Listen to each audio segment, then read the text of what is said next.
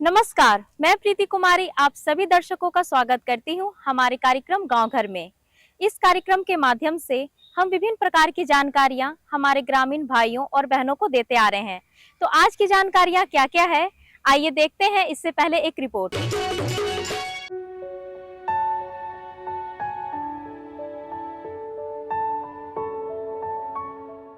आज के दौर में महिलाएं पुरुषों के साथ कदम से कदम मिलाकर चल रही हैं। खुद को आर्थिक रूप से सशक्त बनाकर परिवार को खुशहाल करने के लिए भी घर खर्च में अपनी भागीदारी निभा रही हैं।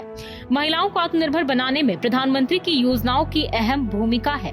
प्रधानमंत्री रोजगार सृजन योजना के जरिए महिलाओं को आसानी से अपना व्यवसाय करने के लिए लोन मिल जा रहा है, जिससे वह रोजगार से जुड़ रही हैं। नवादा के खरीडी बीघा की पातो देवी को इस योजना का लाभ मिला है। पातो देवी ने बताया कि उन्होंने प्रधानमंत्री रोजगार सृजन योजना से मिलने वाले ऋण के लिए आवेदन किया, जिसके बाद उन्हें यूको बैंक से 20 लाख रुपए का ऋण मिला। हम लोग बेरोजगार भी थे। पहले तो हम लोग सिलाई वगैरह हम करते थे, हमारे पति छोटा मोटा काम करते थे, और उसके बाद फिर हम लोग को पता चला कि सरकार के द्वारा पीएमजीपी से हम लोग को लोन मिला। तो आज अच्छी खासी कमाई हम लोग को हो रही है। हम अच्छी खासी अभी हम लोग खुशहाल जिंदगी जी रहे हैं, बहुत अच्छे से जी रहे हैं। हम लोग को लोन मिला है, वही 20 लाख रुपये मिला है। क्या करते हैं आप लोग? 20 लाख से क्या शुरू किए हैं रोजगार? केक डील का दुकान, अपना दुकान किए हैं, और केक डील यही डाला उला का काम होता है, केचुली वगैरह और बहुत वगैरह सारा काम होता है। उतना अच्छी कमाई हो जाती है। हाँ, बहुत अच्छी कमाई हो जाती है। हम लोग खुशहाल जिंदगी जी रहे हैं, पूरा परिवार अच्छे से रह रहे हैं। पातो देवी ने बताया कि वह पहले अपना जीवन यापन सिलाई कढ़ाई कर करती थी। उनके पति भी छोटा मोटा काम कर जीविका चलाने में सहयोग करते थे, लेकिन अब लोन मिलने से उन्हें काफी सहायता मिली है। पातो देवी ने उन पैसों से जमीन खरीदकर फैक्ट्री लगा दी, जिसमें उपकरण लगाकर उनके पति बड़े पैमाने पर ट्रैक्टर का डाला, गेट ग्रिल के साथ दूसरे सामान तैयार कर रहे हैं। इस फैक्ट्री से उन्हें अभी छोटे स्तर पर ही अच्छी कमाई होने लगी है। वहीं पातो देवी अभी भी सिलाई का काम कर रही हैं। पातो देवी ने इसके लिए प्रधानमंत्री को धन्यवाद दिया है। प्रधानमंत्री को हम लोग धन्यवाद देना चाहते हैं कि हम लोग आज उन्हीं की वजह से हम लोग अच्छी खासी हम लोग खुद जिंदगी जी रहे हैं, खुशहाल जिंदगी जी रहे हैं। इधर यूको बैंक के प्रबंधक राजीव कुमार ने बताया कि प्रधानमंत्री रोजगार सृजन योजना शिक्षित बेरोजगारों के लिए भारत सरकार की महत्वाकांक्षी योजना है, जिसमें लाभुकों को सब्सिडी भी दी जाती है। पातो देवी को 20 लाख का लोन मिला, जिससे वह ट्रैक्टर का डाला, फार आदि बनवा कर बेचती हैं। कार्य शुरू करने के बाद उनकी जिंदगी बदल गई है। दूसरे युवा भी उनसे प्रेरणा लेकर इस योजना के माध्यम से अपने पसंद का रोजगार शुरू कर सकते हैं। बैंक उनके साथ खड़ी है।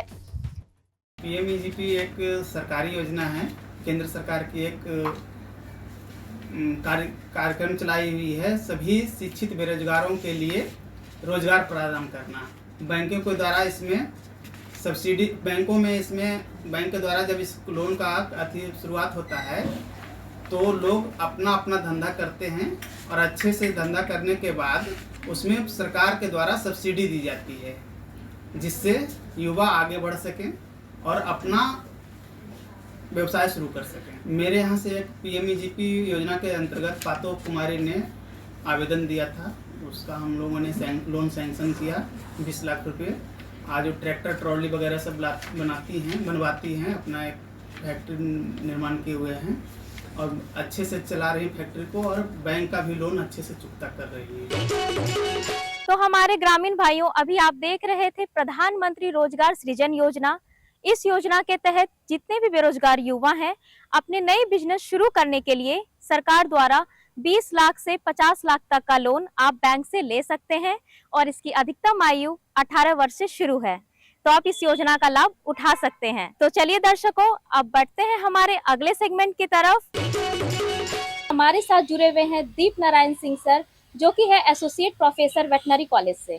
नमस्कार सर, स्वागत है हमारे कार्यक्रम में आपका। आप हमारे ग्रामीण वासियों को बताएं कि बकरी पालन से हम कैसे आर्थिक रूप से सशक्तिकरण कर सकते हैं, और बकरी पालन कैसे करें और उससे कैसे लाभ है। बकरी पालन व्यवसाय से अल्प समय में काफ़ी कम लागत में जो है हम अधिक से अधिक जो है आर्थिक अर्जन कर सकते हैं, रोजगार के प्रति स्वावलंबी हो सकते हैं और जो है हमारे जो ग्रामीण भाई हैं वह अधिक से अधिक जो है आय का सृजन कर सकते हैं, जिसकी वजह से जो है उनकी सामाजिक एवं आर्थिक स्थिति काफ़ी सुदृढ़ हो सकती है और साथ ही जो है वह जो है अपने जीविकोपार्जन हेतु आवश्यक धन का संचय कर सकते हैं। इसलिए जो है हम सभी ग्रामीण भाइयों को जो है बकरी पालन व्यवसाय के प्रति अपनी रुचि जो है दिखानी चाहिए और जिससे कि जो है कम समय में अधिक से अधिक लाभ जो है प्राप्त कर सकें। तो सर हम ये जानना चाहते हैं कि हमारे दर्शकों को बताएं कि कितने कम से कम लागत में हम बकरी पालन शुरू कर सकते हैं और इसको कैसे रख रखाव करके अच्छी तरीके से इसका पालन कर सकते हैं। सर्वप्रथम हम बड़े आराम से जो है 10 या 20 बकरियों से जो है इस व्यवसाय को प्रारंभ कर सकते हैं और अच्छा ये होगा कि 20 बकरियां और 2 बकरे से जो है इस व्यवसाय को यदि हम प्रारंभ करते हैं तो हम जो है 1 से 1.5 साल के अंदर जो है हमारे पास काफ़ी जो है उनके बच्चे पैदा हो जाएंगे और बच्चों 6 महीने की आयु में ही यदि मांस के दृष्टिकोण से यदि आप जो है उनको जो है बेचना चाहते हैं तो उनसे हमें एक अच्छी आय का अर्जन होगा और करीब जो है हम 1.5 साल में जो है 20 बकरियों से जो है बड़े आराम से जो है करीब जो है 2 से 2.5 लाख रुपए का अर्जन कर सकते हैं। तो सर हमें ये बताइए कि बकरी पालन जब हम करते हैं तो कौन कौन सी नस्ल की बकरियां हमें रखनी चाहिए। हमारे बिहार में बहुत लोग गरीब हैं हमारे भाइयों, तो उनके लिए कौन सी नस्ल की बकरी रखना ज़्यादा अच्छा रहेगा जिसके रख रखाव से उनको काफ़ी लाभ मिलेगा और काफ़ी वो आमदनी कर सकते हैं। सर्वप्रथम तो हमें यह देखना है क्योंकि जिस परिवेश में हमें बकरी पालन करना है वहाँ पे देखना है कि मांग किस चीज़ की है।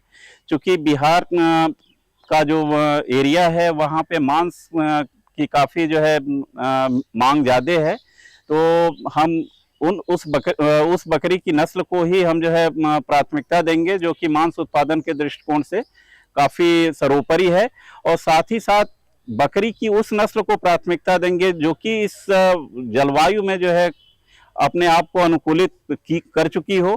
तो मांस उत्पादन के लिए हमें जो है ब्लैक बंगाल जो नस्ल है बकरी की काफ़ी प्रसिद्ध नस्ल है और इस नस्ल को ही जो है हमारे ग्रामीण भाई यदि अपनाएंगे तो बहुत कम समय में जो है अच्छी उनसे जो है उनकी संतति पैदा होंगी और जिससे जो है वह अधिक से अधिक धन का अर्जन कर सकेंगे। ब्लैक बंगाल नस्ल में मांस की गुणवत्ता भी काफ़ी अच्छी होती है, इसलिए जो है पूरे बिहार में जो है बिहार और बंगाल राज्य में जो है ब्लैक बंगाल की काफ़ी डिमांड है और साथ ही साथ इसमें जो है मल्टीपल बर्थ एक साथ कई बच्चे जनने की भी क्षमता होती है। इसलिए जो है हमारे जो ग्रामीण भाई हैं यदि ये ब्लैक बंगाल नस्ल को यदि पालेंगे तो निसंदेह जो है उससे अधिक से अधिक लाभान्वित हो सकेंगे।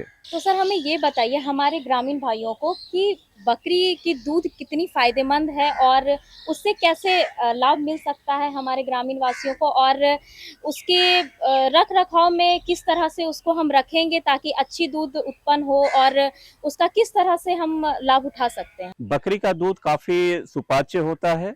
कारण ये है कि इसके दूध में जो है वसा की मात्रा भी काफ़ी कम होती है और जो वसा की जो साइज होती है आकार होता है बहुत ही सूक्ष्म होता है, जिस कारण से जो है इसका जो है बहुत ही आसानी से पाचन हो जाता है और साथ ही साथ जो है बकरी के दूध में औषधीय गुण भी पाए जाते हैं जिससे जो है विभिन्न प्रकार की बीमारियों के उपचार में भी बकरी का दूध काफ़ी सहायक है। आपने काफ़ी सुना होगा डेंगू, आंत्रशार, विषाक्तता, इस तरह की जो बीमारियां हैं इसमें जो है काफ़ी बकरी का दूध जो है बहुत ही उपयोगी सिद्ध होता है क्योंकि बकरी हमेशा औषधीय पौधों या औषधीय वनस्पतियों की पत्तियों का पान करती है या खाती है, जिसकी वजह से जो है इसके दूध में इसके रक्त में जो है अशुद्धियां कम होती हैं और उसमें औषधीय गुण और खनिज तत्वों की मात्रा ज़्यादा होने की वजह से यह विभिन्न रोगों के उपचार में काफ़ी सहायक सिद्ध होती है। तो सर हमें बताइए हमारे दर्शकों को कि बकरी पालन अगर करते हैं और उसकी जो दूध है कौन से नस्ल की बकरी बहुत ही ज़्यादा दूध देंगी और किस तरह से वो आर्थिक रूप से हमें फ़ायदा पहुंचाएगी। यदि देसी नस्लों की बात हम करें तो सिरोही नस्ल है जो कि राजस्थान की नस्ल है और जमुनापारी नस्ल है बकरी की। ये दोनों प्रमुख रूप से जो है दूध उत्पादन के दृष्टिकोण से काफ़ी अच्छी नस्ल है। इसके साथ ही साथ आप जो है बीटल और बर्बरी नस्ल का भी आप प्रयोग कर सकते हैं, जो कि दूध उत्पादन के लिए काफ़ी अच्छा जो है इनका जो है रिकॉर्ड है। तो दूध उत्पादन के लिए हमारे जो बिहार राज्य के लिए यदि ग्रामीण भाई जो है बकरी पालन करना चाहते हैं तो इसके लिए जो है सिरोही नस्ल और बर्बरी नस्ल का प्रयोग करें। जमुनापारी भी कर सकते हैं, लेकिन जमुनापारी नस्ल में आपको थोड़ी सी विशेष सावधानी रखनी पड़ेगी, उसका रखरखाव विशेष रूप से करना पड़ेगा, क्योंकि यहाँ के वातावरण के अनुरूप जो है पूर्णतया अनुकूलित नहीं है, इसलिए जो है थोड़ा सा उसके रखरखाव में दिक्कत आ सकती है। लेकिन यदि हमारे ग्रामीण भाई यदि समुचित रूप से वैज्ञानिक तरीके से यदि जो है इस नस्ल को जो है समुचित देख रेख करेंगे, समुचित रूप से खान पान पे जो है इनका प्रबंधन करेंगे तो निस्संदेह जो है जमुनापारी से भी जमुनापारी ब्लैक सिरोही नस्ल से जो है अधिक से अधिक दूध उत्पादन प्राप्त कर सकते हैं और उससे जो है आजीविका चलाने में जो है काफ़ी एक अच्छा स्रोत के रूप में जो है प्रयुक्त कर सकते हैं। तो चलते चलते दीप नारायण सिंह सर, आप हमें ये बताइए कि कहाँ से ये बकरियां हम खरीद सकते हैं, हमारे जितने भी ग्रामीण वासियों हैं, और कहाँ से कम लागत में बकरियां मिलेंगी और उनको ज़्यादा फायदा पहुंचेगा? बकरी खरीदने के लिए सबसे अच्छा सरकारी संस्थान से यदि आप खरीदेंगी तो कम लागत में और कम पैसे में जो है आपको जो है वहाँ से जो है बकरी की नस्लें जो है प्राप्त हो सकेंगी। हालांकि जैसे आप विभिन्न प्रकार के जो है बकरी मेले भी हैं या जो है ग्रामीण बहुत से ग्रामीण भाई भी जो है अपने बकरियों को जो है बेचते हैं, तो आप वहां से भी जो है अच्छी नस्ल की बकरी जो है खरीद सकते हैं। लेकिन ये प्राथमिकता आप केवल सरकारी संस्थानों को देंगे तो उससे ये होगा कि जो बकरी की नस्ल है उसमें जो है उसके जो नस्ल की गुणवत्ता है वह जो है बरकरार रहेगी, उससे जो है आपको अधिक से अधिक जो है लाभ भी होगा और बीमारी के फैलने की संभावनाएं भी कम होंगी, क्योंकि बकरी पालन व्यवसाय एक ऐसा व्यवसाय है जो कि एक तरीके से जो है कच्चा व्यवसाय मानते हैं, क्योंकि बीमारियों का प्रकोप जो है इसमें काफ़ी अधिक होता है। तो यदि आप जो है समुचित जो है इसका टीकाकरण करेंगे और विभिन्न प्रकार के कृमिनाशक औषधियों का पान समय समय पे कराते रहेंगे तो बकरियों में जो है इस तरह की जो है बीमारियों से बचा जा सकता है और जो है आपके जो बकरियों में मृत्यु दर की संभावना है उसको खत्म कर सकते हैं। तो दीप नारायण सर, आपका बहुत बहुत धन्यवाद हमारे कार्यक्रम में इतनी अच्छी जानकारियां बकरी पालन पे देने के लिए। तो दर्शकों, उम्मीद है आपको ये जानकारी काफी ज्ञानवर्धक लगी होगी।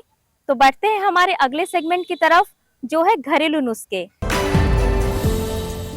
ये सौंफ और इसके साथ जो चीज़ आपको उपयोग में लानी है वो है ये है धागे वाली मिश्री।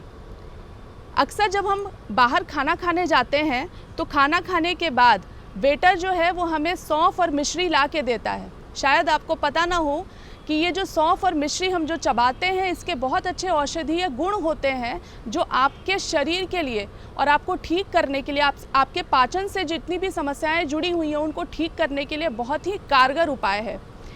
न केवल ये पाचन तंत्र को ठीक करता है, खाए गए भोजन को अच्छी तरीके से पचाता है, बल्कि महिलाओं के लिए ये बहुत अच्छी औषधि है।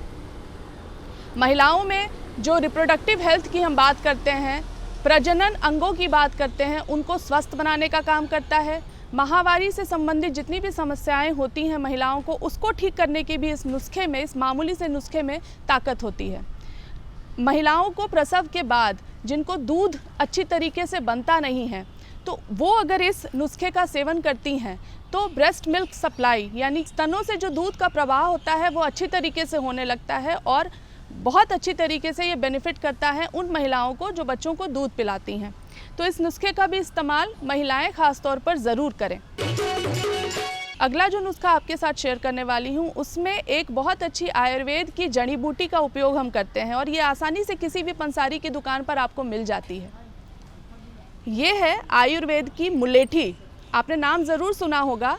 छोटे बच्चों में अगर सर्दी ज़ुकाम हो रहा है, बहुत ज़्यादा खांसी अगर बढ़ी हुई है तो ये मुलेठी लेकर आधे इंच के टुकड़े को उन बच्चों को मुंह में लेकर चूसने के लिए दीजिएगा तो खांसी जो है आपकी उसमें बच्चों को आराम मिलता है। इसे ज़रूर आजमाएं। साथ ही ये जो मुलेठी होती है, इसका चूर्ण भी बाज़ार में आयुर्वेद की औषधियों की दुकान में आसानी से मिल जाता है। इसमें बहुत अच्छी प्रॉपर्टी होती है कि आपके चेहरे की कांति को बढ़ाता है। तो आप जो फेस पैक लगाते हैं अपने चेहरे में, उसमें इस मुलेठी के पाउडर को भी मिलाकर लगाएंगे तो चेहरे के दाग धब्बे भी दूर हो जाते हैं। साथ ही चेहरे को ठंडक मिलती है और रंगत भी निखरती है। अगला जो नुस्खा आपको बताने वाली हूँ वो खुजली, जो खारिश वगैरह की समस्या हमें हो जाती है, उसमें बहुत अच्छा लाभ देती है। मामूली जितनी भी खुजलियाँ होती हैं उनके लिए अक्सर हम एंटीसेप्टिक लोशंस वगैरह बाज़ार से लेके लगाते हैं। मैं आपको घरेलू एक ऐसा उपाय बताने वाली हूँ जिसका उपयोग करके आप अपनी इस खुजली की समस्या को ठीक कर सकते हैं, खुजली को शांत कर सकते हैं।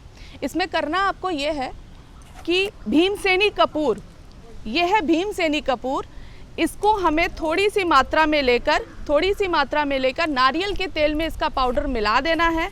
और आप इसे अगर खुजली वाले स्थान पर लगाते हैं तो आपकी खुजली को ये जल्दी ठीक कर देता है। उस लालपन को, जो लाली आ जाती है खुजली के स्थान पे, जलन महसूस होने लगती है, तो उसमें काफ़ी राहत मिलती है। यहाँ तक कि घमौरी के भी समय में अगर आप इसको लगाते हैं, घमौरी हो जाने पर भी, तो भी ये नुस्खा आपके लिए बहुत मदद होगा और जो खुजलाहट है उस स्थान पर, उसको ये ठीक करने का काम करती है। तो ज़रूर इस नुस्खे को भी आप आजमाएं। तो दर्शकों, घरेलू नुस्खे आपको काफी पसंद आए होंगे और आप इसे उपयोग में भी जरूर लाएंगे। तो चलिए बढ़ते हैं आगे और चलते हैं योगासन की तरफ, जो बता रहे हैं योग गुरु कुमार सानू। आइए देखते हैं वो क्या क्या योगासन बताते हैं। योगा हमारे जीवन में बहुत ही महत्वपूर्ण चीज़ है आज के जीवन में। ये आज के भागदौड़ भरी ज़िंदगी में योग करना बहुत ही महत्वपूर्ण है। तो चलिए कुछ आसन मैं आपको आज बताऊंगा जिससे आप अपने शरीर को बहुत स्ट्रॉन्ग रख सकते हैं, फ्लेक्सिबिलिटी रख सकते हैं, फ्लेक्सिबल रख सकते हैं अपने शरीर को, और मेंटल रिलैक्सेशन, हेल्थ वाइज बहुत ही अच्छा रख सकते हैं अपने घर में रहकर। दंड्यामना विपकटपदा पश्चिमोत्तानासन। चलिए तो इस आसन की प्रक्रिया को जानते हैं। अपने दोनों पैर को बीच में गैप रखेंगे, दोनों पैर को वाइड ले जाएंगे, दोनों पैर के बीच में गैप। ध्यान देंगे अपने पैर के अंगूठे को बिल्कुल सीधा रखेंगे सामने की ओर, एकदम सामने की ओर। लंबी सांस लेते हुए दोनों हाथ को शोल्डर लेवल पर ऊपर उठाएंगे, फिर सांस छोड़ते हुए पेट अंदर करेंगे। नीचे जाते वक्त अपने रीढ़ की हड्डी को बिल्कुल सीधा रखेंगे। ध्यान देंगे सांस छोड़ते हुए सामने देखते हुए एकदम रीढ़ की हड्डी को सीधा रखते हुए डाउन। अपने दोनों एंकल को पकड़ेंगे पहले, फिर कोशिश करेंगे 5 से 10 सेकंड पहले इस आसन में होल्ड करने के बाद कोशिश करेंगे कि अपने एल्बो यानी केहूनी को घुटने में सटाने की कोशिश करेंगे और अपने पूरे बॉडी को नीचे की ओर पुश करेंगे। इस आसन में सबसे ज्यादा जरूरी बात का आपको ख्याल रखना है कि आपका घुटना बिल्कुल सीधा होना चाहिए। आपका घुटना हल्का सा भी बेंड ना हो, क्योंकि ये आपके हैमस्ट्रिंग के लिए ही है। जिन्हें भी साइटिका का प्रॉब्लम होता है वो ये आसन करेंगे, उनको बहुत हद तक रिलीफ महसूस होगा, बहुत हद तक इस आसन में साइटिका से आसानी होगा करने में। धीरे धीरे ये आपके कमर को भी फ्री करता है। हिप जॉइंट्स जिनका लॉक रहता है, बहुत ज़्यादा कमर कड़ा होता है, उसको भी फ्री करता है ये।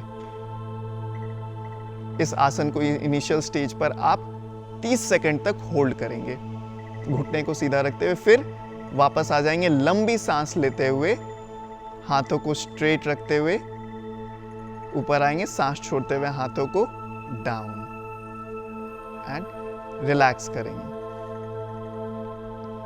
जिनको भी साइटिका का प्रॉब्लम है, ठीक है, जिनको भी नस चढ़ जाता है, जिसे हम लोग आम भाषा में बोलते हैं कि पैर में झुनझुन्नी आ जाना, वो बेसिकली हमारे नस के दबने की वजह से होती है। तो दंड्यामना विपकटपदा पश्चिमोत्तानासन करने से आपका पूरा हैमस्ट्रिंग, पैर के पीछे जितना भी नस होता है उसको ये खोलता है, स्ट्रेच करता है। आपके नसों में, बॉडी में, पैर में ब्लड फ्लो बहुत अच्छे से जाता है। तो बहुत तरह की प्रॉब्लम्स जो आपके पैरों की हैं वो ठीक होती हैं।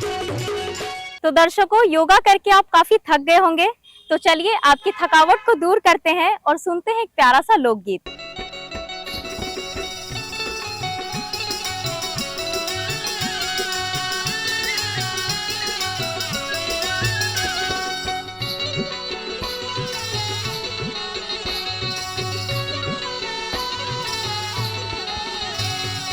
जनरा के खेत में मचान हो तान छेड़े छे गोरिया। जनरा के खेत में मचान हो तान छेड़े छे गोरिया। छेड़े छे गोरिया तान छेड़े छे गोरिया। छेड़े छे गोरिया तान छेड़े छे गोरिया। जनरा के खेत में मचान हो तान छेड़े छे गोरिया। जनरा के खेत में मचान हो तान छेड़े छे गोरिया।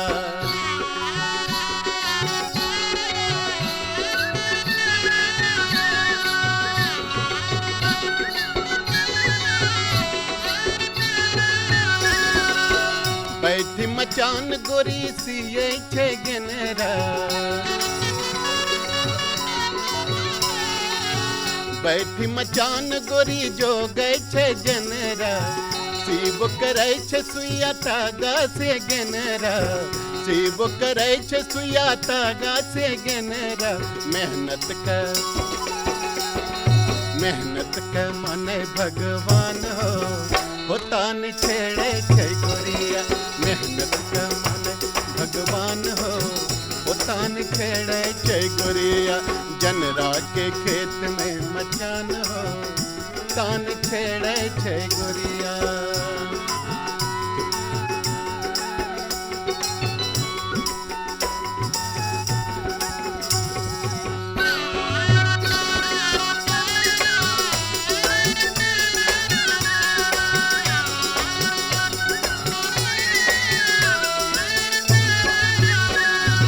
हाल होल करी के उड़ाबै चिड़ैया। हाल होल करी के उड़ाबै चिड़ैया। कखनु त दौड़ी भगाबै छे गैया। दिनों भरी हरवा हरान हो तान छेड़े छे गोरिया।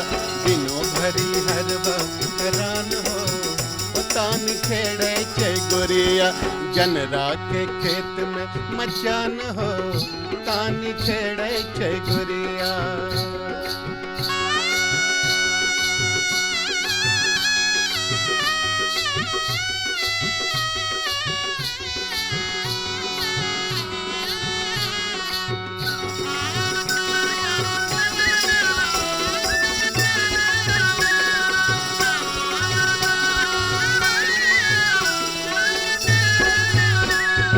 सांझ पहर कलौआ लेके ऐली छे बटनी। अरे सांझ पहर कलौआ लेके ऐली छे बटनी। सिलवरिया थरिया में घाटों और चटनी। दोनों मिली करे जलपान हो तान छेड़े छे गोरिया। दोनों मिली करे जलपान हो तान छेड़े छे गोरिया। जनरा के खेत में मचान हो तान छेड़े छे गोरिया।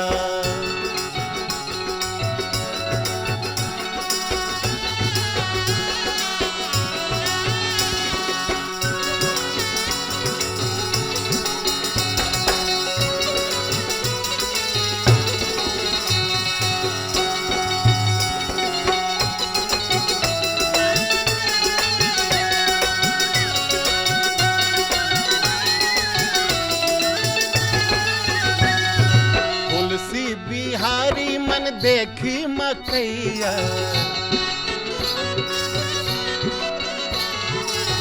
तुलसी बिहारी मन देखी मकैया। कर जो सधैयो के बचते रुपैया। कर जो सधैयो के बचते रुपैया। पूरा होते अब की अरमान हो तान छेड़े छे गोरिया। पूरा होते अब की अरमान हो तान छेड़े छे गोरिया। जनरा के खेत में मचान हो तान छेड़े छे गोरिया। तान छेड़े छे गोरिया। तान छेड़े छे गोरिया।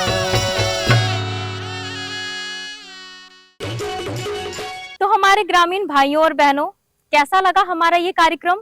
उम्मीद है आपको काफी पसंद आया होगा और बहुत ही ज्ञानवर्धक लगा होगा। तो चलिए हमारे साथ जुड़े रहिए और देखते रहिए गांव घर। तब तक के लिए मुझे दीजिए इजाजत। नमस्कार।